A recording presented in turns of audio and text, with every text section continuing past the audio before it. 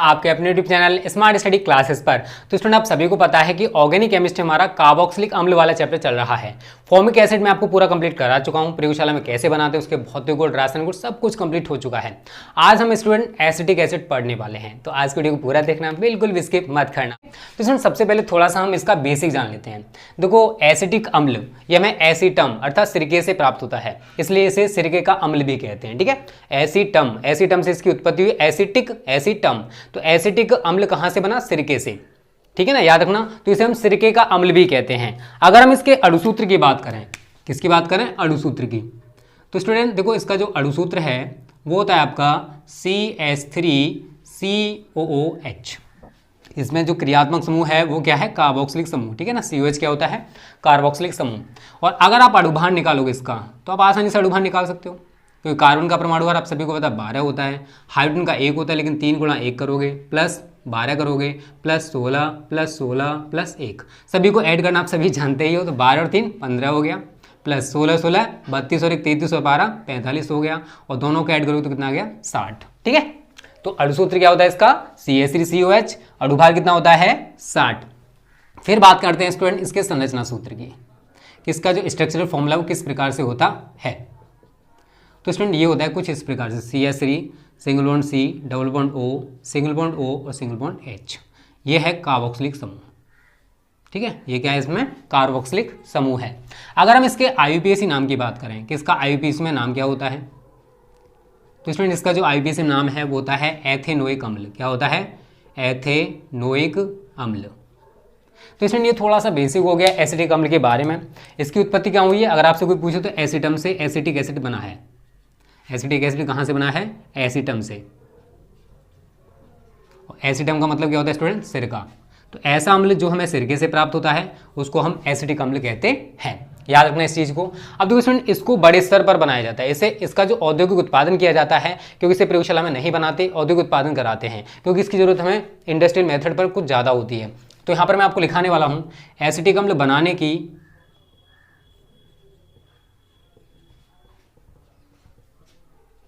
औद्योगिक विधियां, industrial methods of preparation of acidic acid. ठीक है, पहला पॉइंट है स्टूडेंट, देखो आप सभी ने पढ़ा होगा हरी लकड़ी के भंजक आसवन से मैंने आपको मेथिल अल्कोहल बनाना सिखाया था, लेकिन उसमें मैंने आपको एक चीज़ और बताई थी कि हमें एसिडिक अम्ल भी प्राप्त होता है जिसकी मात्रा होती है इस पायरोलिग्निस अम्ल में 8 से 10%। तो पहला पॉइंट मैं आपको वही कराने वाला हूँ। हरी लकड़ी के, थ्योरी नहीं लिखाऊंगा स्टूडेंट, केवल समझाऊंगा, सीधी तरह समझ लेना। हरी लकड़ी के भंजक आसवन द्वारा, तो स्टूडेंट अगर हम हरी लकड़ी को वायु की अनुपस्थिति में गर्म करें, अर्थात हम उसका भंजक आसवन कराएं, तो क्या होता है? उसमें से एक तेलीय द्रव निकलता है जिसको हम कहते हैं स्टूडेंट पायरोलिग्नियस अम्ल। क्या कहते हैं? पायरोलिग्नियस अम्ल। हरी लकड़ी का भंजक आसवन कराने पर हमें पायरोलिग्नियस अम्ल नामक द्रव प्राप्त होता है। आप ऐसे भी समझ सकते हो। अब इस पायरोलिग्नियस अम्ल में स्टूडेंट एसिटिक एसिड की जो मात्रा होती है वो सबसे ज़्यादा होती है, 8 से 10%। कितना होता है इसमें? 8 से 10% हमारा एसिटिक एसिड होता है, और 1 से 2% मेथिल अल्कोहल और 2 से 3% इसमें एसीटोन भी पाया जाता है। लेकिन हमें मतलब किससे? केवल एसिटिक अम्ल से। तो सबसे पहले स्टूडेंट क्या करते हैं हम लोग? हरी लकड़ी का भंजक आसवन कराते हैं। भंजक आसवन कराने पर पायरोलिग्नियस अम्ल प्राप्त होता है। उसके बाद इसमें आप थोड़ा सा लिखोगे पायरोलिग्नियस अम्ल की वाष्प को, पायरोलिग्नियस अम्ल की वाष्प को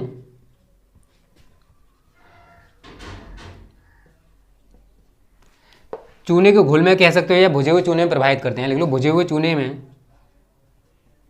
भुजे हुए चूने के घोल में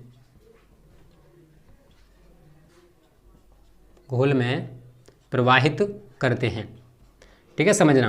देखो पायरोलिग्नियस अम्ल की जो वाष्प होगी उसको किस में प्रवाहित करेंगे स्टूडेंट? भुजे हुए चूने के घोल में। अब भुजे हुए चूने का सूत्र आप सभी को पता है, CaOH का होल ट्वाइस होता है। भुजे हुए चूने के घोल में प्रवाहित किया, उसको हम इसको गर्म करेंगे तो हमें क्या प्राप्त होगा? Calcium acetate. जब इसका पूरी तरह से वाष्पन करा देंगे तो हमें ठोस कैल्शियम एसीटेट प्राप्त हो जाता है। तो सबसे पहले स्टूडेंट मैं यहाँ पर लिखने वाला हूँ, देखो पायरोलिग्नियस अम्ल में क्या होगा? एसिटिक अम्ल होगा। तो CH3COH किस क्रिया किसके साथ करा रहे हो? CaOH का होल ट्वाइस। तो इसके आगे आप 2 लगा दोगे, गर्म करोगे। क्या करोगे? गर्म। तो देखो क्या बनेगा? CH3CO का होल ट्वाइस Ca। क्या बनेगा? CH3COO का whole twice Ca plus 2H ये रहे, 2H ये रहे और 2 ऑक्सीजन है, तो हम इसको क्या लिख सकते हैं स्टूडेंट, 2H2O। अब देखो विलयन का वाष्पन हो चुका है, तो हमें क्या प्राप्त हुआ, ये ठोस कैल्शियम एसीटेट। क्या प्राप्त होगा, ये ठोस कैल्शियम एसीटेट। समझ लेना एक एक चीज जो मैं बता रहा हूं आप सभी को। ठोस कैल्शियम एसीटेट, और ये किसमें है स्टूडेंट, पायरोलिग्नस अम्ल में है। ये किसमें है, पायरोलिग्नस अम्ल में। तो पायरोलिग्नस अम्ल में जितना भी एसिडिक एसिड होगा वो भुजे हुए चूने से क्रिया करके कैल्शियम एसीटेट बना लेगा, और जब हम इस विलयन का वाष्पन कराएंगे तो हमें कैल्शियम एसीटेट ठोस अवस्था में प्राप्त हो जाता है। अब इस ठोस कैल्शियम एसीटेट का स्टूडेंट हम करते क्या है, इसका सांद्र H2SO4 द्वारा आसवन कराते हैं। तो क्या करोगे यहाँ पर, CH3CO का होल ट्वाइस Ca, किसके साथ आसवन करा रहे हो, H2SO4 के साथ। तो H2SO4 इज गिवन यू, समझना, CH3CO का होल ट्वाइस और इसके 2H, तो क्या बन जाएगा 2CH3COOH प्लस Ca ये रहा, SO4 ये रहा, दोनों को जोड़ दो CaSO4। तो स्टूडेंट ये है हमारा ग्लेशियल एसिटिक अम्ल, नीचे लिख लेना ग्लेशियल, ग्लेशियल का मतलब एकदम प्योर एसिटिक अम्ल लिख लेना, ठीक है ना। मैंने जो अगर दिखाई नहीं दे रहा नीचे लिख लेना ग्लेशियल एसिटिक अम्ल। अब इसके बारे में थोड़ा सा जान लो स्टूडेंट। देखो ग्लेस का मतलब क्या होता है, ग्लेस का मतलब होता है चमक, और ग्लेशियल का मतलब क्या होता है, चमकीला। तो ये जो एसिटिक एसिड प्राप्त होता है इसमें से थोड़ी सी चमक आती है, रिफ्लेक्शन होता है, जिससे हमें ऐसा लगता है कि ये एसिटिक एसिड कैसा है, चमकीला है। तो इसलिए इसको हम ग्लेशियल एसिटिक अम्ल भी कहते हैं। क्या कहते हैं, ग्लेशियल एसिटिक एसिड, ठीक है। तो याद रखना प्योर होता है ये ग्लेशियल एसिटिक एसिड। तो उम्मीद करता हूँ स्टूडेंट पहला पॉइंट क्लियर हो गया होगा। सबसे पहले हमने क्या किया, हरी लकड़ी का भंजक आसवन कराने पर हमें पायरोलिग्नस अम्ल प्राप्त होगा, और इस पायरोलिग्नस अम्ल में स्टूडेंट जो एसिटिक अम्ल है उसकी जो मात्रा है वो 8 से 10% होती है। क्लियर सभी को। और भी होता है, मेथिल अल्कोहल होता है, एस्टोन भी होता है, लेकिन सबसे ज्यादा कौन होता है, एसिटिक अम्ल। और उसके बाद हम क्या करेंगे, इस पायरोलिग्नस अम्ल की वाष्प को भुजे हुए चूने के घोल में प्रवाहित करेंगे और विलयन का वाष्पन कराएंगे तो हमें ठोस कैल्शियम एसीटेट प्राप्त हो जाता है। इस ठोस कैल्शियम एसीटेट को हम सांद्र H2SO4 द्वारा आसवन कराते हैं तो हमें ग्लेशियल एसिटिक अम्ल प्राप्त हो जाता है। और इस तरीके से स्टूडेंट आप 2 रिएक्शंस करके आओगे तो हमारा पहला पॉइंट क्लियर हो जाएगा कि हरी लकड़ी के भंजक आसवन द्वारा हम एसिटिक अम्ल कैसे बनाते हैं। तो जल्दी से इसका स्क्रीनशॉट ले लो। उसके बाद आगे बात करते हैं सेकंड मेथड की, शीघ्र सिरका विधि। बहुत इंपॉर्टेंट है, बहुत ज्यादा पूछी भी जाती है, ठीक है। आज हम स्टूडेंट केवल मेथड्स पढ़ेंगे और अगली जो वीडियो आने वाली है उसमें आपको मैं भौतिक गुण, रासायनिक गुण, उपयोग परीक्षण पढ़ाऊंगा। उसके साथ ही हमारा कार्बोक्सिलिक अम्ल भी समाप्त हो जाएगा। उसके बाद हमारे नाइट्रोजन युक्त कार्बनिक यौगिक स्टार्ट होने वाले हैं, 2 या 3 लेक्चर में हमारे वो भी समाप्त हो जाएगा। उसके बाद मैं आपको जैव अणु, उसके बाद आपका बहुलक, खत्म, कुछ नहीं है, हो जाएगा, ठीक है। टेंशन ना लो, मैं आपके साथ हूँ, पूरी तरह से बेस्ट तरीके से तैयारी कराऊंगा स्टूडेंट, टेंशन मत लो आप, ठीक है। बस हमारे साथ इसी तरीके से प्यार और सपोर्ट बनाए रखो। हमारी वीडियोस को ज़्यादा से शेयर किया करो, लाइक किया करो, ओके। अब देखो स्टूडेंट दूसरा जो मेथड है वो है शीघ्र सिरका विधि। कौन सा है, शीघ्र सिरका विधि।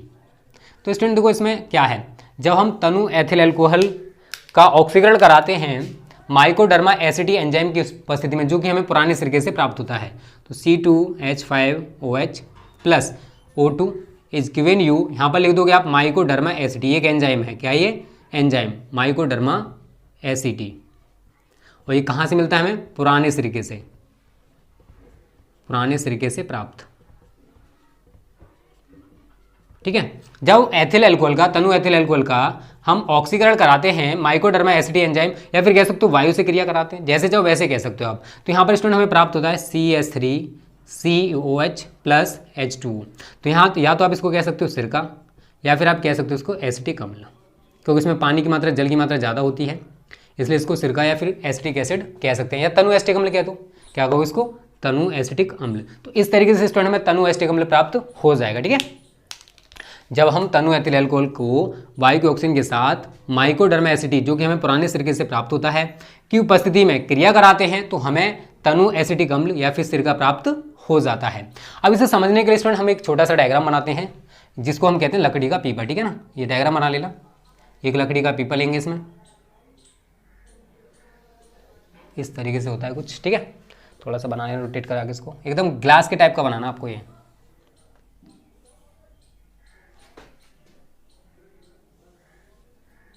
इसमें ऊपरी सिरे से हम तनु एथिल अल्कोहल को प्रवेश करेंगे यहाँ से। इसमें लकड़ी के 2 छिद्रित विभाजक लगे होते हैं, ये छिद्रित विभाजक हैं। एक नीचे लगा होता है, एक ऊपर लगा होता है, ठीक है। दोनों हम दिखा रहे हैं अभी। बहुत ही सिंपल सा डायग्राम है, एक बार अगर बना लोगे तो आपको ऑटोमेटिक तैयार हो जाएगा, ठीक है। एक हमारे यहाँ पे लगा होता है, तो इसमें लकड़ी के 2 छिद्रित विभाजक लगे होते हैं और लकड़ी का पीपा है, इसका नाम है, इस उपकरण का जो मैं दिखा रहा हूँ इसका नाम लकड़ी का पीपा है, ठीक है। और इसमें देखो वायु को प्रवेश कराने के लिए 2 वायु प्रवेश छिद्र भी लगे होते हैं। ऐसे करके वायु प्रवेश छिद्र लगा दोगे।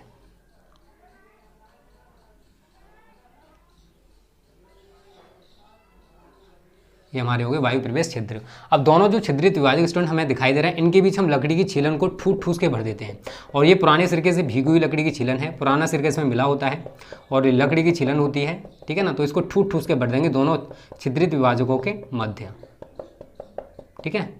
पुराने सिरके से भीगी हुई लकड़ी की छीलन जो कि दोनों छिद्रित विभाजकों के मध्य ठूस ठूस कर भर दी जाती है। बहुत ही सिंपल थ्योरी है, कुछ नहीं है, बस एक बार सही तरह पढ़ लोगे तो आपको ऑटोमेटिक तैयार हो जाएगी। नीचे हमें स्टूडेंट सिरका या तनु एस्टिक अम्ल प्राप्त हो जाएगा पीपी के निचले भाग में। यहाँ से इसे निकाल लेते हैं इस तरीके से, ठीक है। तो आपको मैं पहले नामकरण कर देता हूँ थोड़ा सा। ये क्या स्टूडेंट यहाँ पर, ये है पुराने सिरके से भीगी हुई लकड़ी की छीलन, पुराने सिरके से भीगी हुई लकड़ी की छीलन। ये क्या हमारा तनु एस्टिक अम्ल कह दो या सिरका कह दो, तनु एस्टिक अम्ल, ठीक है। यहाँ से हम तनु C2H5OH को प्रवेश कराएंगे, तनु एथिल एल्कोहल को, ठीक है। यहाँ इस तरीके से प्रवेश करेगा।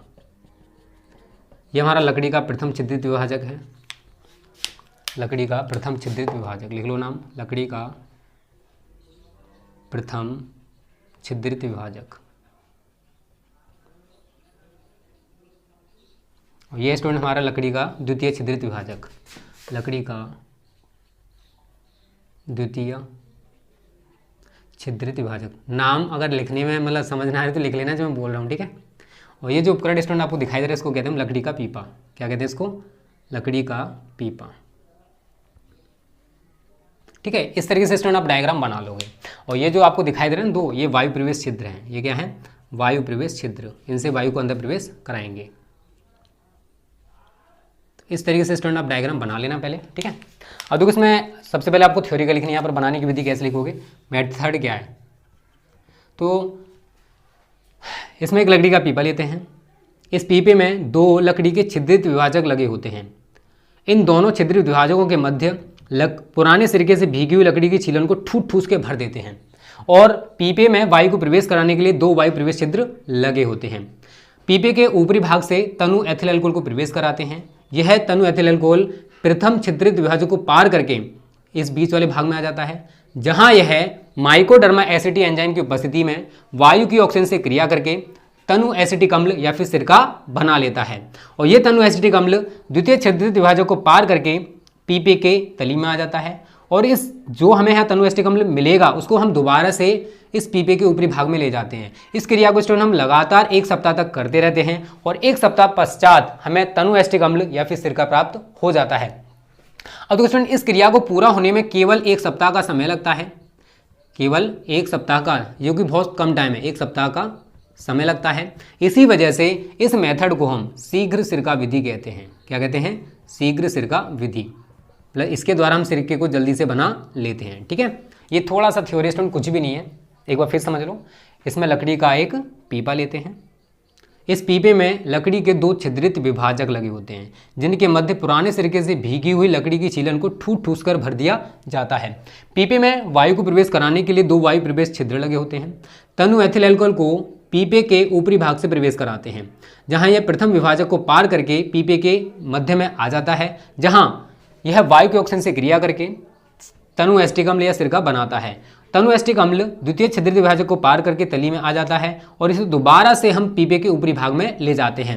इस क्रिया को हम तब तक लगभग 1 सप्ताह तक लगातार कराते हैं और 1 सप्ताह तक कराने के पश्चात हमें तनु एसिटिक अम्ल या फिर सिरका मिल जाता है। और इस मेथड को कंप्लीट होने में केवल 1 सप्ताह का समय लगता है। इसी वजह से इसको शीघ्र सिरका विधि के नाम से भी जाना जाता है, ठीक है। इतना क्लियर है। आगे थोड़ा सा इसमें और लिख सकते हो, तनु एसिटिक अम्ल या फिर सिरके से ग्लेशियल एसिटिक अम्ल बनाना, ग्लेशियल एसिटिक अम्ल बनाना। ठीक है, अब देखो स्टूडेंट, हमें तनु एसिटिक अम्ल या फिर सिरके से अभी हमें क्या प्राप्त हुआ, केवल तनु एसिटिक अम्ल प्राप्त हुआ है। अब इस तनु एसिटिक अम्ल या सिरके से हमें क्या बनाना है, ग्लेशियल एसिटिक अम्ल। तो क्या करते हैं स्टूडेंट, हम जो प्राप्त हुआ है तनु एसिटिक अम्ल उसकी क्रिया सोडियम हाइड्रोक्साइड या फिर NaOH के साथ उसको गर्म करते हैं। तो CH3COH है, क्रिया NaOH के साथ कराओगे, क्या मिलेगा, देखो कुछ नहीं है, CH3CO, इसका Na जोड़ दो तो क्या मिल जाएगा, CH3COONA प्लस इसका H और इसका OH आपस में मिलकर क्या बना लेंगे, H2O। तो ये क्या प्राप्त हुआ, सोडियम एसीटेट। क्या प्राप्त हुआ, सोडियम एसीटेट। और इसका हम वाष्पन कराएंगे तो हमें ठोस सोडियम एसीटेट प्राप्त हो जाएगा। कैसा, ठोस सोडियम एसीटेट प्राप्त हो जाता है। ये हमारा सिरका है या फिर आप तनु एसिटिक अम्ल कह सकते हो।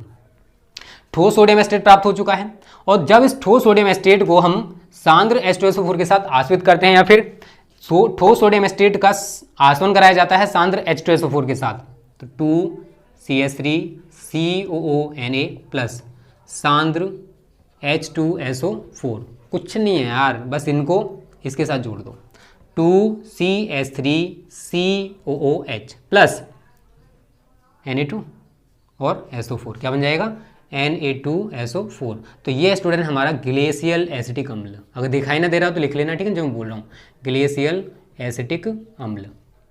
तो स्टूडेंट इस तरीके से हम शीघ्र सिरका विधि के द्वारा भी एसिटिक अम्ल का निर्माण कर लेते हैं और जो कि हमें ग्लेशियल मतलब पूरा का पूरा शुद्ध एसिटिक एसिड प्राप्त हो रहा है। और इस मेथड को बहुत कम टाइम लगता है, 1 सप्ताह का समय लगता है, इसी वजह से इसको शीघ्र सिरका विधि के नाम से भी जाना जाता है। तो स्टूडेंट इस तरीके से एसिटिक अम्ल को कैसे बनाते हैं, औद्योगिक उत्पादन किस प्रकार से किया था वो कंप्लीट हो चुका है।